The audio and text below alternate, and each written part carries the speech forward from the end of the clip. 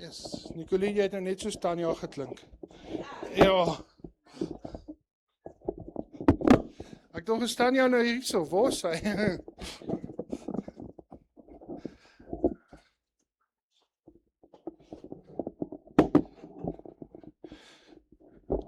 Okay, so let's jump deep in. I just want to recap what we're talking about. The series is called Who Do You Think You Are? And it's a question, it's not a statement, it's not an attack. It's who do we think we are? And the importance of knowing who you are and finding that foundation that you build your life off of. I just want to, before we get into today's topic, just what would you guys say is the consequences of not knowing who you are? Won't fulfill your purpose, yes. Your life is broken. Insecurity, absolutely, yeah. What else? Yes. Yes. There's one big one. And it is, if you don't know who you are, people who know who they are will walk over you. And that one is challenging because your very foundation of your life, of your being, is based off of the fact of who you believe you are. And that's why we have to talk about this. And today is one of those heavy ones. But what I want you to really think about is that something that I felt this morning again is just that God is a good Father, and we have to remember that. Remember last week we spoke about how God is righteous, just, and holy, and that in His perfection He has to be a judge. He has to bring forth justice. That's just, it's who He is. And the challenge we sit with is like, how is He a good Father, but He still has to be righteous? It's a bit of a tension there, right? And when we try to understand God, try to figure Him out, because we have to, it's part of the journey, is to figuring out. We'll never figure Him out, but when we try, the golden rule is that we never look at one characteristic of God and then try to understand Him only from that place.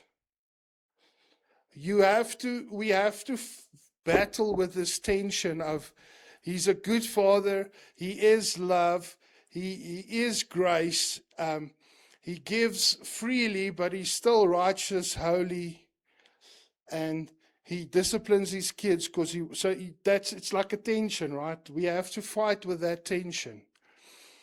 And something we're going to look at today is what Jesus talks about forgiveness. And it's so funny that Corey is here today. It's like, Who knew? I didn't know. Okay, Corey, so it's not, I'm not picking on you today. But I think this is true for all of us, is forgiveness is a massive thing. And Jesus makes it even worse. Like we already struggle to forgive, and then Jesus makes a couple of statements. And what I want you to think about is, why would God do this to us? You'll understand now when we read it. But why would God do this to us? Just think of that as we read. We're going to go to Matthew 18. And so we've all heard this verse before, or heard somebody speak about this before. So from verse 21, it says, Then Peter came to Jesus and asked, Lord, how many times shall I forgive my brother or sister who sins against me? Up to 7 times? Jesus answered, I tell you, not 7 times, but 77 times. 70 times 7. That's okay. Therefore, the kingdom of heaven is like a king who wanted to settle accounts with his servant. As he began to settle the settlement, a man who owed him 10,000 bags of gold was brought to him. Since he was not able to pay the master ordered that he and his wife and his children and all that he had be sold to repay the debt. At this, the servant fell on his knees before him. Be patient with me, he begged, and I will pay back everything. The servant's master took pity on him, canceled the debt, and let him go. But when that servant went out, he found one of his fellow servants who owed him 100 silver coins. He grabbed him and began to choke him. Pay back what you owe me, he demanded.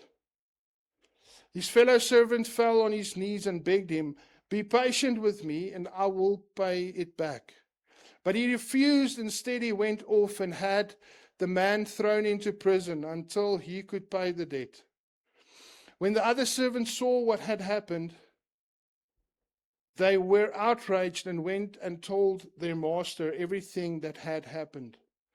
Then the master called the servant in.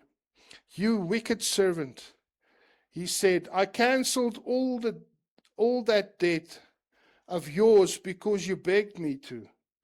Shouldn't you have mercy on your fellow servants, just as I had on you? In anger, his master handed him over to the jailers to be tortured until he should pay back all he owed. This is how my heavenly Father will treat each of you unless you forgive your brother or sister from heaven, from your heart. So, it's nie 'n lucky in there, né? That last one. This is how my heavenly Father will treat each of you unless you forgive your brother or sister from your heart. Hey, now to my question. Why would this be such a thing for God? Why would Jesus go to this extreme? Because now remember, he's not talking to Pharisees, he's talking to Peter. He's talking to his disciples. And he's saying to his disciples, you better forgive people. Because if you don't, you will be thrown into prison to be tortured. What's that about? Wat dink julle?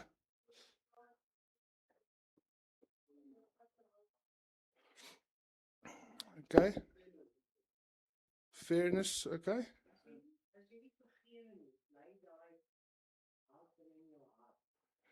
Exactly that. Exactly. So think about this. If God is a good father and he knows the consequences of us not forgiving people, then he's going to say to us, You have to forgive because you will not live the life I intended you to live if you are trapped in unforgiveness, if you are trapped in bitterness. And Jesus makes this statement, yes, because God is just and justice has to prevail. And it talks about the fact that Jesus paid the price. He paid the debt for us. He set us free from our debt. So now we can forgive other people their debts. But also the heart of the Father here is, He does not want us to be trapped by unforgiveness. And so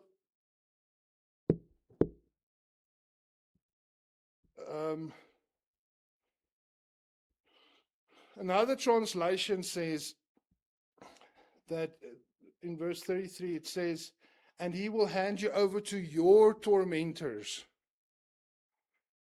And I thought that's quite interesting, because do I have my own tormentors? Do I? Your boss, maybe. Nicolene. We all do. And I think that the mistake we might make is to only think spiritually. To only think that there's a demon that's trying to torment me. Because yes, that's true. But there's a bigger problem. And it's the torment that I do to myself. And what Jesus says here, this is hectic, eh? This is not fun to hear, but if you do not forgive, you will actually put yourself in the prison to be tormented by your own emotional, spiritual, physical, even tormentors. And Jesus wants us to live in the freedom that He has for us. And unforgiveness traps our heart in a prison. And the thing with unforgiveness, it escalates. The biggest lie that people tell us is that time heals wounds. Time does nothing but makes things worse. There's only two things that heals wounds, is Jesus and working on things. Yeah, but we'll get there.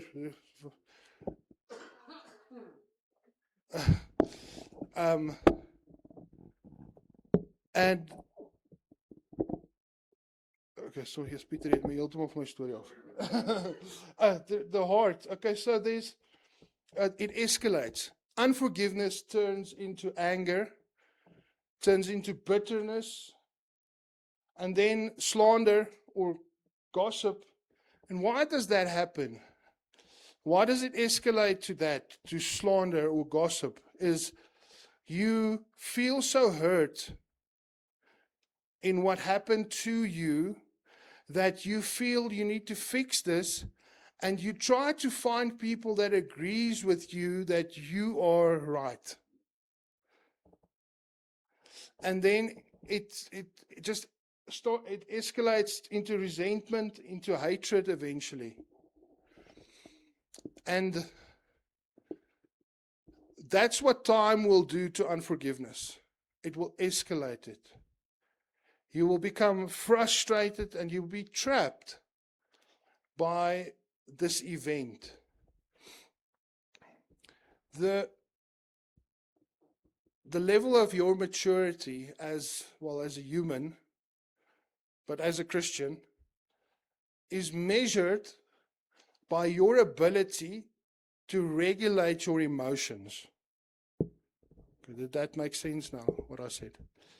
To be able to control your emotions. To be in control of your emotions. And I'll say a little bit about this later, but in no sense are you saying that what people do to you is okay? You are not in any way letting them off. Forgiveness is letting yourself off. Forgiveness is you walking in freedom of not holding on to stuff. And the way we regulate emotions is to be able to do that. Because if I'm angry or my heart is broken, I'm sad, I'm I'm just not happy. It's very difficult to just snap out of it. And as we grow closer to Jesus, closer to Him, and He requires us to forgive, not just because He requires it, but also because He knows it's good for us. We have to learn how to let things go.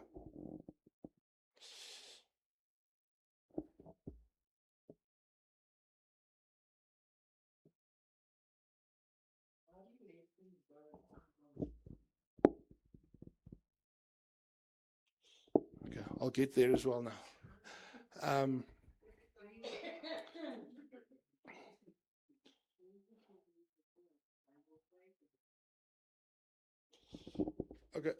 Okay, so let me just pause before I go there. Mark mental notes. The most important thing when it comes to this with forgiving other people is, instead of looking at the event or the person that did it to you, you should learn to listen to what it did to you. Okay? Maak dit sin ek sê. Because the pain is actually your pain. It's not their pain. What they did to you hurt you because of you. Yeah, I'm not victim blaming. But it hurts you because you believe something about yourself because of what they did to you. Okay, is julle nog met my? So, remember the analogy of the blue hair, right? Remember? Blue hair, if I offend you because of your blue hair, or I hurt you because of your blue hair, hopefully it doesn't affect you because you don't have blue hair. But if I have blue hair and you disrespect me because of my blue hair, it's going to hurt me. I'm not going to be happy. And the same applies, that sometimes things really hurt us because it triggers something that we believe about ourselves already. Maak dit sin? And what we need to do, and this is the hard work of forgiveness. Forgiveness is not saying, I forgive you, and I'm not going to think about this again. Forgiveness is, why did it hurt me so much? What did this trigger in me that makes me unstable, that makes my emotions unstable? Because that means that I'm not rooted, and my foundation, my identity, right, is not fully in Christ. It's not fully in this truth that I am forgiven. Because it shook me. And once again, don't hear what I'm not saying. I'm not saying that we'll never get hurt. I'm not saying that it's my fault. I'm saying that the level of my reaction to the hurt is an indication of how much I believe either I deserve what's happening to me, or I believe that I did something wrong and that's why they did this to me. And if I'm truly um, neutral, and that the people that do these things to us they just suck. Guess what? When people hurt you and they just suck as human beings, it shouldn't hurt us that much. But when a loved one hurts me, that hurts me because I trust this person, I love this person. And my reaction to that is different than somebody that just hurts me because they're just not a good person. Maak het sin. And the true fight is that with forgiveness. The healing happens not because of the situation or the event. The healing has to happen what I believe about myself. What I allow people to put on me, or also what I put on myself. And that is the torment. So one of the biggest obstacles to forgiveness is not the event. It's yourself, but it's what you believe of yourself because of the event. Maak het sin? Stry julle met my? Stem julle saam? Okay. And that's what needs to be figured out. Is what is this thing triggering inside of me? What is part of the self-belief that I carry that it hurt me so badly? Because if your identity is strong, a lot of the things we carry would not have hurt us at all because we just simply know it's not true. But because you believe it a little bit or a lot, it hurts more. That's why we have to shift from this image of self to identity in Christ. Identity in God. The foundation must be laid and must be reinforced.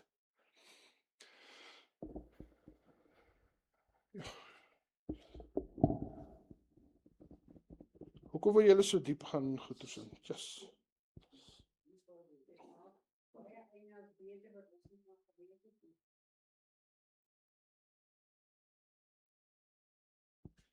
Okay, so let's just do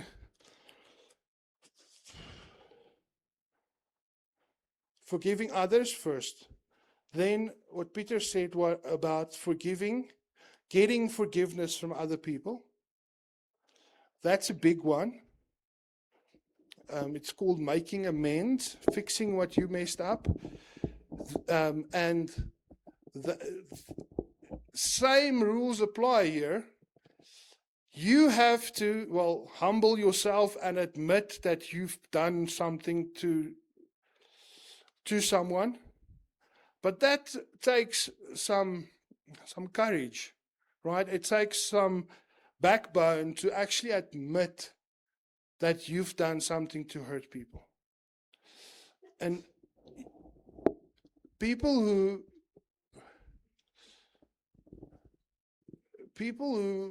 who've done really bad things, it's interesting how they tend to forgive others easier than some of us because we haven't done bad things to people.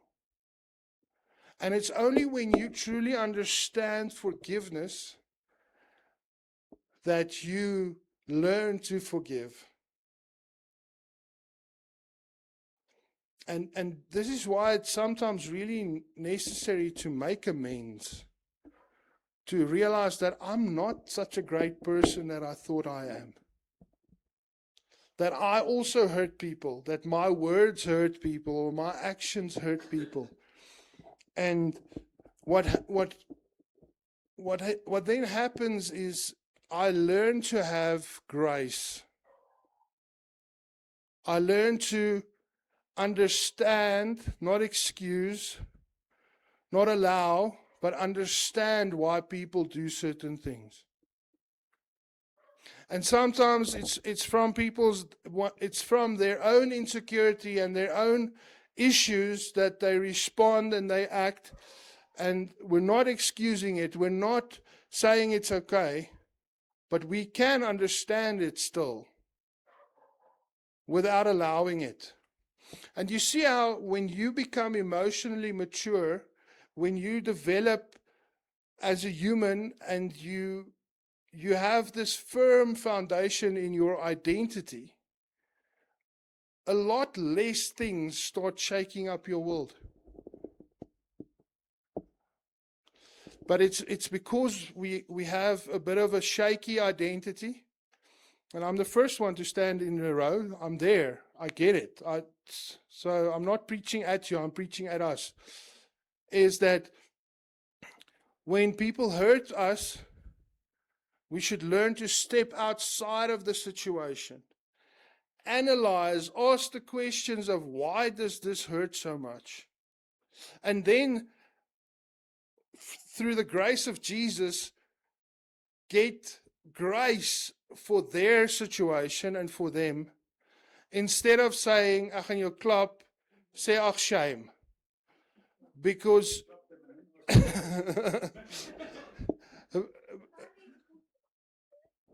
yeah, but that's the different category. We said there's some people are just it's just bad people. We're not talking about those. We're talking about your brother and your sister in Christ, or your family in your house that hurt you. We get to know them as well as people, and we have grace for them because we understand them. But here's the problem. You can never have empathy for somebody else if the pain in your heart is so big that it blinds you to see where they are coming from. Okay? Especially for the guys in the room, we tend to say the wrong things at the worst of times. And if you know your husband, you would know that that's not really who he is. But he said stupid things in the stupid time. But that's not who he is. But if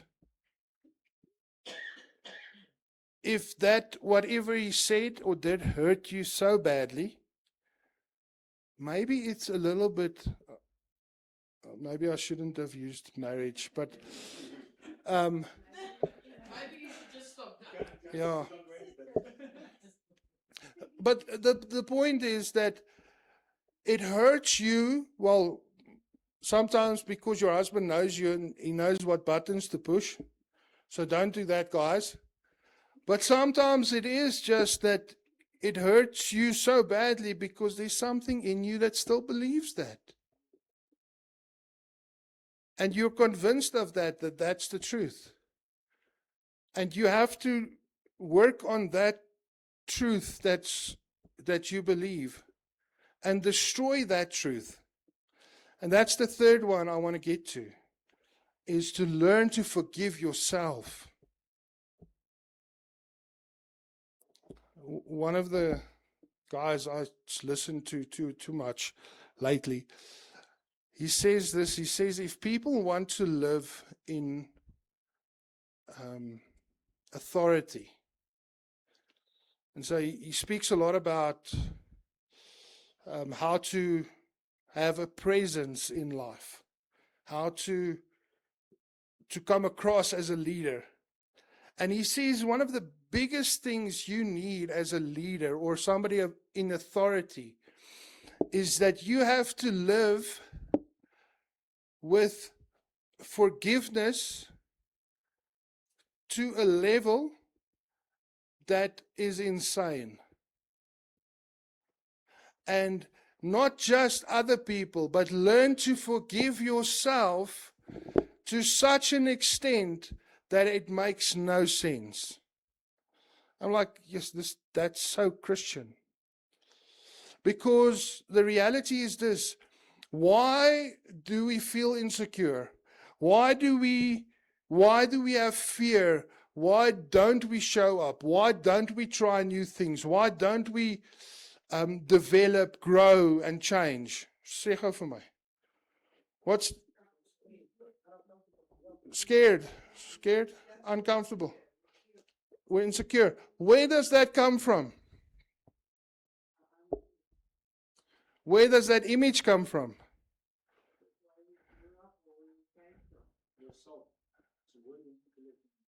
Yeah, but where does it come from? It comes from your experiences. It comes from the patterns that you believe because of stuff that happened to you. Guess what? You can forgive yourself because of that, because there's nothing you can do about it. There's absolutely nothing you can do about yesterday. You can say sorry, but you have to move on now. But what do? We feel sorry for ourselves, or we feel angry at ourselves, and we lay in bed and think about, why did I say that? Why could I not think of something better to say?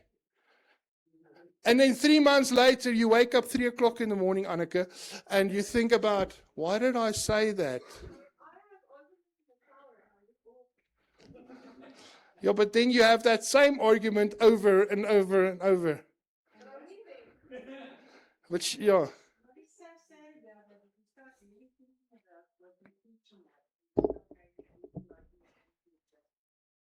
If you don't forgive yourself and others, it's a slap in Jesus' face, because he said, I died on the cross for your sins. He forgave me. So now I don't trust you, I don't believe you. That's the sad part. No, absolutely. And our identity has to become this: I'm forgiven, and I need to believe it. And forgiving other people is really important. But here's the trick. If I can't forgive myself, I can't forgive other people. Yes. Jesus teaches the disciples to pray. What does he teach them about forgiveness? What is that line? Forgive us as we forgive those who sin against us.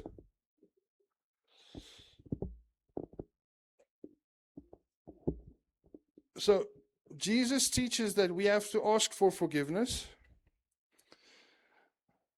but the level of forgiveness comes down to how we forgive others. And I think it's not even, this is my opinion, why Jesus would teach us that is that, kan jy wag, quick exam. Julle luister bietjie stadig vandag. Let's just think about that verse, right? How do we interpret that verse? That is forgiveness, what's the word? Not measured. Is there a criteria? Yeah. Is there a sorry? Yeah. What? There's a word. Is there a requirement for forgiveness? Strong word, but it gets there. If you listen to what Jesus teaches them, forgive us as we forgive others. If that is the verse we're looking at, how do we interpret that? Yes, yeah. So does that mean that when I pray that, the forgiveness Jesus gives me is cancelled? Julle moet nou versigtig wees, hoor. Huh?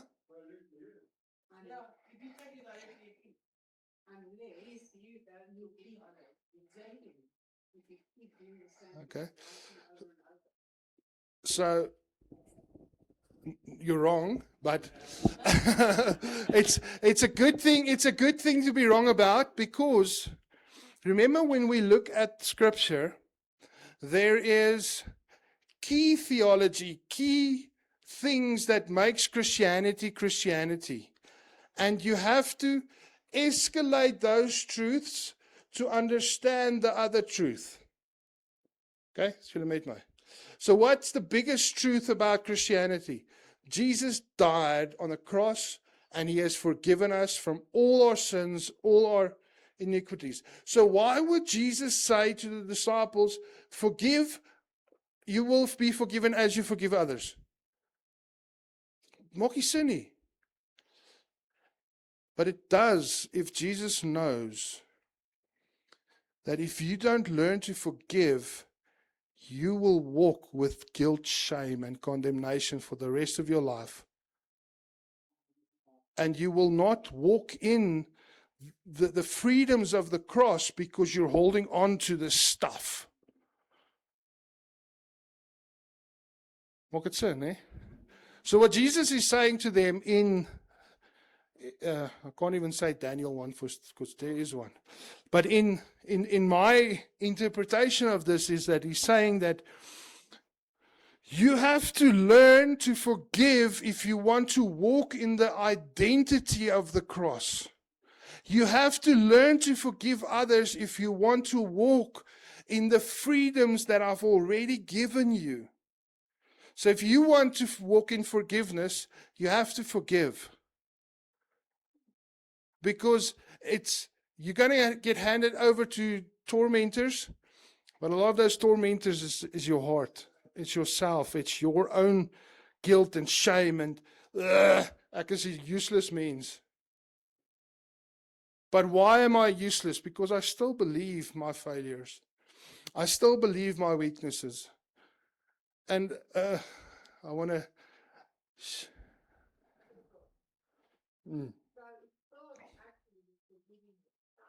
Yes.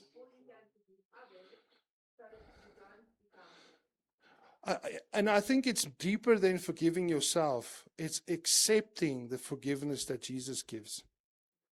That your identity is, it's not I am forgiven because I've forgiven me. It's I'm forgiven because Jesus forgives me. And that whatever I've done and whatever's done to me is not bigger than what Jesus did for me.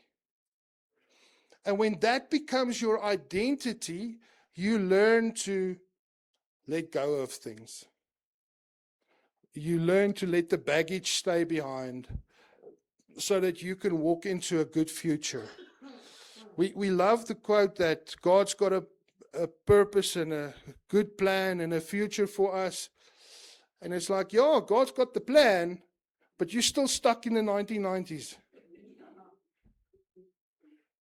That thing that somebody did to you, and it's not that you even remember what they did to you, it's that you believe something about yourself because of something that happened there.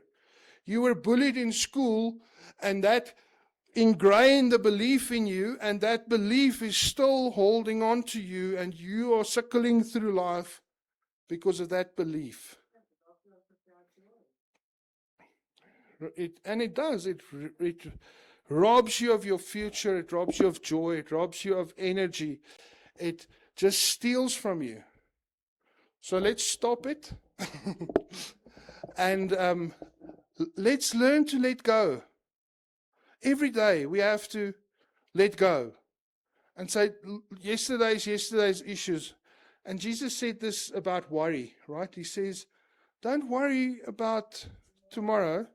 Today's got its own worries. Worry about now. Do what you can do now. But also, don't worry about yesterday. Somebody said that depression is worrying about last year. Anxiety is worrying about next year. That if my identity is based and formed around what happened to me, I'm going to be depressed. I'm going to struggle in life. If I'm so worried about what's happening tomorrow, I'm going to be so anxious that I don't do anything. I don't try anything. I don't step into everything. And technically, the only reason why I fear is because I believe stuff that happened in the past. Okay, so let's hit the reset button. Learn to forgive. But more than learning to forgive is to accept the forgiveness that Jesus gives us. Amen. Okay, let's pray. Lord Jesus, we thank you for your goodness, Lord. I want to pray, Father, that revelation that you are a good Father, that the revelation that your Son, Jesus, brought us, that you are our Father, and that you are Abba Father, the Father that loves us, the Father that runs to us, the Father that seeks after us. Lord, I pray that we would know that and that we would hold on to that, Lord. Lord Jesus, we pray that you would help us to forgive, Lord. I'm just once again thinking, Lord Jesus, when you were on the cross, your words were, Lord, that Father, forgive them, for they don't know what they're doing. And Lord Jesus, help us to have that spirit in us, that we would be able to notice when people do things to us, they simply don't know. Help us to have grace and empathy for people, but also the courage and the boundaries, Lord Jesus, not to allow people to hurt us. And Lord Jesus, I pray for healing for each one of us here. Healing from the pain and the hurt in the past. That would not be the thing that determines and defines our future. Lord Jesus, help us to step into our future. Help us to walk into what you plan for us. And every chain and every hindrance and every prison or every tormentor trying to stop us, even when it's ourselves, we want to break those things off, Lord. Break those things off in the mighty name of Jesus, we pray. Amen. Okay. Enige iemand nog iets wil share? Any questions?